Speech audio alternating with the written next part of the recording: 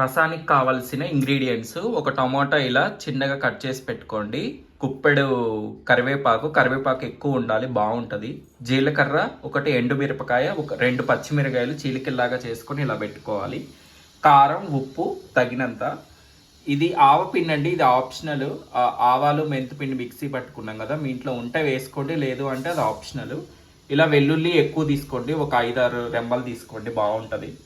చింతపండు కూడా కొంచెం, ఒక నిమ్మకాయ సైజ్ అంత తీసుకోండి. ఇది రసం పౌడరు. మొత్తం ఒక 1/2 లీటర్ వాటర్ ఉంటాయి. 1/2 లీటర్ కండి ఇవన్నీ క్వాంటిటీస్. ఇప్పుడు ఎలా చేసుకోవాలో చూసేద్దాం. ఇలా ఒక 1/2 లీటర్ వాటర్ పెట్టుకొని బాగా మరగనిచ్చుకోవాలి. ఇందాక చెప్పాను కదా, ఇంగ్రీడియంట్స్ అన్నీ దీంట్లో వేసేసుకోండి. టొమాటో, కరివేపాకు, పచ్చిమిర్చి, జీలకర్ర ఇవి బాగా తెరలాలండి. చాలాసేపు, ఒక టైం పడుతుంది. ఒక 10 మినిట్స్ బాగా మరగనిచ్చాలి. మెంతులు, ఆవపిండి, ఇది ఆప్షనల్, వేసుకుంటే వేసుకోవచ్చు, లేదంటే లేదు. ఇది రసం పౌడరు.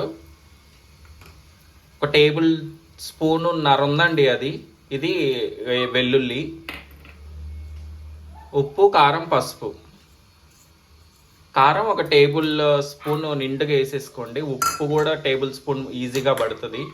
ఇప్పుడు పొయ్యి ముట్టించుకున్నాం కదా, బాగా మరగాలి ఇవి. ఇలా అన్నీ వేసుకున్నాక ఒకసారి తిప్పుకోండి, అన్నీ కలిసేలాగా, ఇంగ్రీడియంట్స్ అన్నీ కలిసేలాగా తిప్పుకొని మూత పెట్టేసుకొని బాగా మరగనిచ్చుకోవాలి ఒక 10 నిమిషాలు. అల్లం కూడా ఇలా నలగొట్టుకొని వేసుకోండి. ఒకవేళ జలుబులు, దగ్గులు ఉన్నప్పుడు ఈ రసం చాలా బాగుంటుంది. కొంచెం అల్లం ముక్క కూడా నలిపి వేసేసుకోండి. ఒక 10 మినిట్స్ ఆగాక ఇలా బాగా మరగనిచ్చుకోవాలి. ఈ కలర్లోకి వస్తుంది మరిగిన తర్వాత.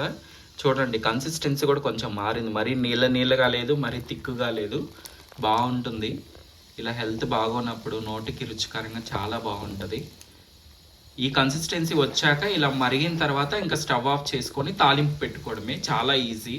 తాలింపుకి జీలకర్ర, ఒక ఎండుమిర్చి, కొంచెం మినపగుండ్లు, 2 స్పూన్ల ఆయిల్ వేసుకొని తాలింపు గోల్డ్ కలర్ వచ్చేంత వరకు పెట్టుకున్న తర్వాత ఇప్పుడు మనం రసం దించుకున్నాం కదా, స్టవ్ ఆఫ్ చేసుకొని దాంట్లో వేసేసుకోవడమే, చాలా సింపుల్.